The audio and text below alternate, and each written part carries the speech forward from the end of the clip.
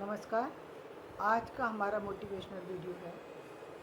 आपका project clear होना चाहिए। जो भी प्रोजेक्ट आप अपने जीवन में रखना चाहते हैं, अपने जीवन के किसी प्रोजेक्ट को आपने बना रखा है, तो वो एकदम क्लियर होना चाहिए। यानी एक तो उसमें ये क्लियरिटी होना चाहिए कि वो प्रोजेक्ट है क्या, वो प्रोजेक्ट आपके लिए कितना आसान है और कितना कठिन है, ये क्लियरिटी होना चाहिए पहली बात। दूसरी बात, ये क्लियरिटी होना चाहिए कि उस प्रोजेक्ट को करने में कितना टाइम लगेगा। टाइम बाउंडेशन बहुत ज़रूरी है। तीसरी बात यह है कि आप जो प्रोजेक्ट बना रहे हैं, उस प्रोजेक्ट में का लाभ क्या होने वाला है, उस और उसमें कौन कौन सी परेशानी आ सकती है। आपको उसकी भी लिस्ट तैयार करनी पड़ेगी। उस प्रोजेक्ट की लिस्ट तैयार करिए, कितने दिन में वो प्रोजेक्ट बन पाएगा, उसके लिए किन किन लोगों से संपर्क करना पड़ेगा, कहाँ कहाँ जाना पड़ेगा, क्या करना होगा, फाइनेंशियली कितनी उसकी जो चीज़ें हैं वो फाइनेंशियली कितना जो है आपको अरेंज करनी पड़ेंगी, ये आपको क्लियर होना चाहिए। क्योंकि कई बार प्रोजेक्ट ऐसा है कि जिसको आप इजीली कर जाते हैं, कोई दिक्कत नहीं होती। यानी कुछ प्रोजेक्ट ऐसे हैं जिसको आप ही को करना है। आपने एक सिस्टम बना रखा है, आप उसके तहत कर रहे हैं, वो प्रोजेक्ट अब हो जाता है। कुछ प्रोजेक्ट ऐसे हैं जिसमें बाहर वालों की हेल्प की ज़रूरत है, वो केवल आपके जो है सोचने से क्लियर नहीं होगा, आपके केवल बनाने से क्लियर नहीं होगा। उसमें कुछ पेपर वर्क करना होता है, यानी कुछ रजिस्ट्रेशन है, कुछ चीज़ें हैं, कुछ उसमें इनिशियल स्टेप उठाने पड़ते हैं। जैसे मान लीजिए कि आपने एक ये प्रोजेक्ट बनाया कि मैं कोई कंपनी स्टार्ट करना चाहता हूँ या कुछ ऐसा कुछ करना चाहता हूँ, तो उसके लिए आपको प्रोजेक्ट के लिए आप कितना बड़ा करना चाहते हैं, कब करना चाहते हैं, कहाँ करना चाहते हैं, कितना उसके लिए इन्वेस्टमेंट कितना है, और उस प्रोजेक्ट की डिमांड क्या है, उस प्रोजेक्ट में कितने लोग लगेंगे, ये सब आपको क्लियर होना चाहिए। वो प्रोजेक्ट पहले लोगों ने जो किया है उन लोगों से यदि आप संपर्क कर सकें तो बहुत अच्छी बात है, क्योंकि संपर्क करने से चीज़ें क्लियर हो जाती हैं।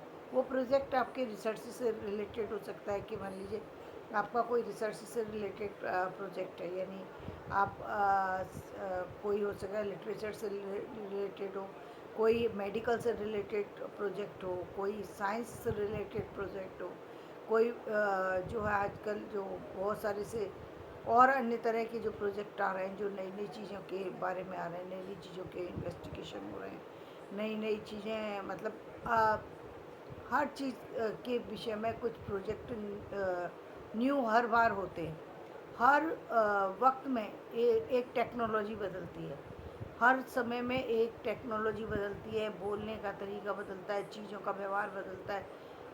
तो बहुत सारे डेवलपमेंट होते हैं, तो उन डेवलपमेंट को सामने रखना चाहिए। इसीलिए हमारी गवर्नमेंट जो 10 साल की स्कीम बनाती है, 10 साल बाद एक पूरा का पूरा सिस्टम ही चेंज हो जाता है। 10 साल में जो इकोनॉमी आज है वो 10 साल बाद चेंज हो जाने वाली है। तो वो 10 साल का तो कम से कम आपको आइडिया होना चाहिए कि 10 साल बाद क्या स्थिति हुई। क्योंकि आप यदि किसी बड़े प्रोजेक्ट पे काम करना चाहते हैं, तो बड़ा बड़ा प्रोजेक्ट एक दिन में पूरा नहीं होता। दूसरी बात, कई बार आपको अपने घर से सपोर्ट नहीं मिलता। ये बात हमेशा ध्यान में रखना चाहिए, क्योंकि कई बार घर के लोग आपके प्रोजेक्ट को ख़राब भी कर देते हैं। तो आपको इस बात को भी ध्यान में रखना है कि वो जो भी आप प्रोजेक्ट बना रहे हैं, यदि आप बाहर वालों पे, घर वाले भी कर देते, कई बार बाहर वाले कर देते, तो प्रोजेक्ट की बातें उतना ही बताइए जितनी आवश्यक है, उससे ज़्यादा बताने की ज़रूरत नहीं है। प्रोजेक्ट पर इनिशियल स्टेप आप ही को लेने पड़ेंगे, क्योंकि आप ही उसको करने जा रहे हैं, तो उसकी सारी जिम्मेदारी है। सारा एक तो क्लियर लिख कर के होना चाहिए। कुछ प्रोजेक्ट ऐसे हैं, जैसे मैंने कहा रिसर्च वर्क, वो आप ही का प्रोजेक्ट है, आप ही को करना पड़ेगा। लेकिन दो तरह की स्थितियाँ हैं। एक ऐसी स्थिति है जहाँ आपको किसी की गाइडेंस की ज़रूरत है, यानी किसी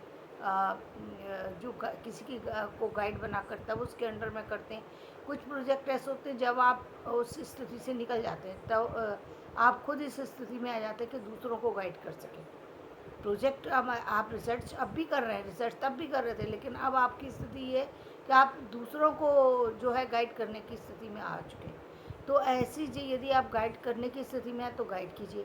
कई बार हमने देखा है कि बहुत सारे लोग ऐसे हैं जो जिनको कि किसी कारण से परमिशन गवर्नमेंट नहीं देती, क्योंकि वो एक तो ये सिस्टम बिल्कुल बंद हो जाना चाहिए, जो जो हमारे साथ जो अब तक हम देखते आ रहे हैं कि आप जो जो ये जो सिस्टम चल रहा है कि जो कहेंगे जो टीचर्स की जो अपॉइंटमेंट होती है कि temporary teacher, part time teacher, और अलग अलग तरीके से जो हम बनाते हैं, और फिर उसको कोई भी मतलब किसी तरीके का फाइनेंशियली भी सपोर्ट नहीं मिलता, ना तो गवर्नमेंट से मिल पाता है, ना समाज से मिल पाता है।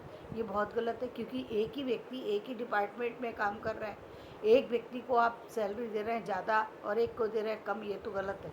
कोई भी व्यक्ति ये सब सारी चीज़ें गलत है। यदि आपने नया प्रोजेक्ट नई तरीके से शुरू किया है तो फिर नई तरीके से सारी चीज़ें लाइए। उसकी उसके उसके ऊपर क्यों डालते हैं आप? यदि कल तक वो व्यक्ति आपके सिस्टम में काम करने लायक था तो आज कैसे सिस्टम से बाहर हो गया वो व्यक्ति? यदि या तो वो कल भी काम करने लायक नहीं था, आपने अपनी चालाकी दिखाई, तो आपको सज़ा मिलना चाहिए कि आपने चालाकी की वजह से आपने उस व्यक्ति को जो काबिल नहीं था उसको आपने अपने सिस्टम में रखा हुआ था। या फिर आप कहते हैं कि वो काबिल है तो काबिल है, तो फिर उसको काबिलियत के पैसे दीजिए। ये क्या तरीका है कि आप उस सिस्टम में भी रख रहे हैं लेकिन काबिल भी नहीं मान रहे?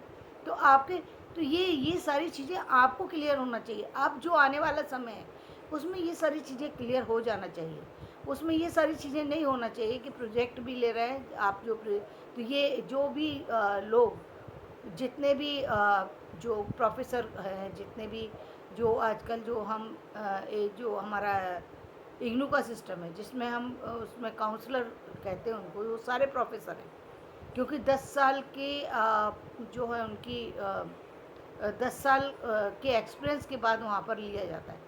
तो जब आपने इतने एक्सपीरियंस के बाद इतने एक्सपीरियंस्ड जो है एक व्यक्ति को चुना है, उस व्यक्ति को सैलरी ये क्या सिस्टम है? मुझे समझ में नहीं आता। ये सिस्टम बहुत गलत है, जहाँ पर वो लोग काम भी कर रहे हैं और उसके बाद भी उसको वो बेनिफिट नहीं है।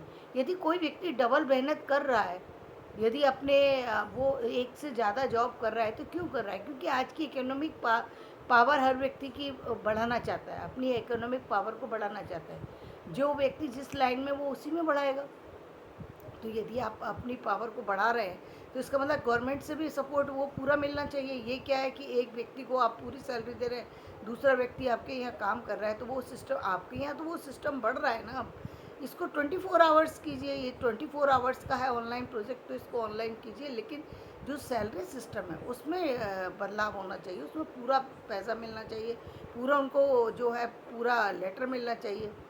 पर जब वो परमानेंट है, परमानेंट जैसे ही काम कर रहे हैं, तो क्यों उनके साथ में ये वो है कि वो भी कितने कितने सालों से काम कर रहे हैं और उनका कोई प्रमोशन नहीं है, कोई कुछ नहीं है।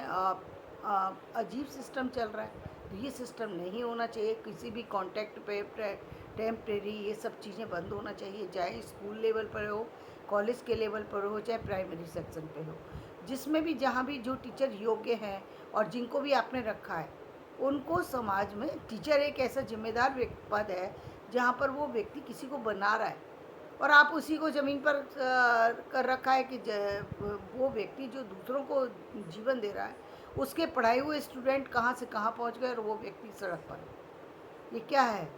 ये क्या होता है टेम्परेरी? क्या होता है ये पार्ट टाइम? ये परमानेंट उसको सैलरी मिलना चाहिए। पार्ट टाइम कोई पार्ट टाइम नहीं होता।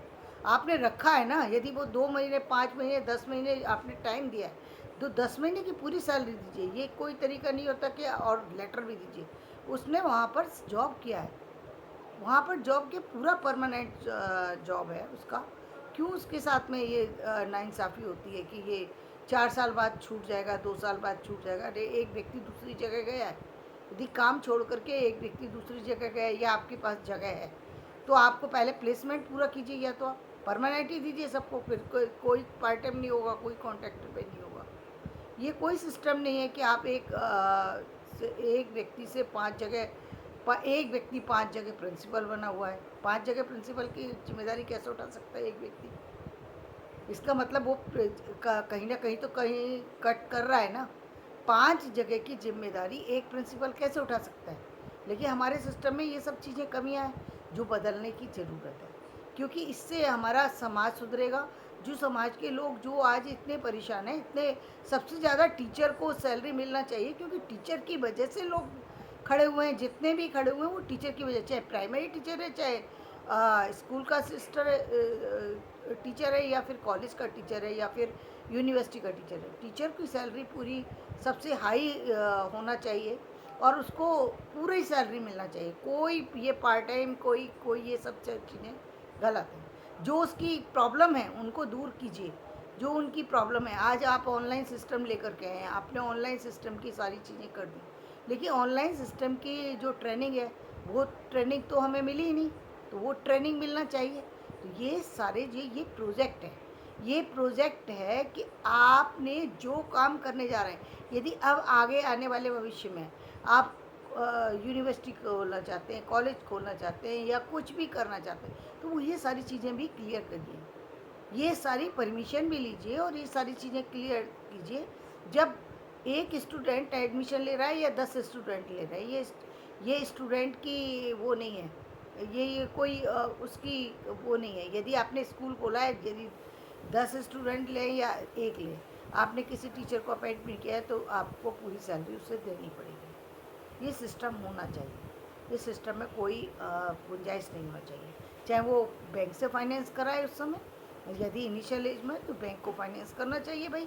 नेचुरली कि एक दिन में तो स्कूल खड़ा नहीं हो जाता, जब 4-5 साल, जितने भी साल लगेंगे, जब तक वो खड़ा नहीं हो जाता पूरी तरह से, तब तक गवर्नमेंट को उसको सपोर्ट देना चाहिए, और पूरी सैलरी टीचर को मिलना चाहिए। टीचर जो आज इधर उधर, और एक व्यक्ति यदि एक से अधिक जगह काम कर रहा है, तो इसका मतलब वो फाइनेंशियली अपनी ग्रोथ करने के लिए कर रहा है। 8 घंटे से ज़्यादा वो काम कर रहा है, यानी कोई 14 घंटे कर रहा है, कोई 16 घंटे कर रहा है, तो अपनी फाइनेंशियली स्थिति को ज़्यादा अच्छा बनाना चाहता है, अच्छी पोजीशन पे आना चाहता है। तो ये तो बहुत अच्छी बात है। इसके लिए तो हमें उन लोगों पर गर्व होना चाहिए जो लोग डबल मेहनत कर सकते हैं, उन लोगों पर गर्व होना चाहिए। इससे एक तो हमारे समाज का जो सिस्टम है, जो जहाँ पर लोग जो है इधर उधर जो भाग रहे हैं, जिनके पास टाइम ही टाइम है, वो टाइम कंज्यूम करना सीख जाएंगे, सही जगह पे उसको यूज़ करेंगे और उसका फ़ायदा भी उठाएंगे।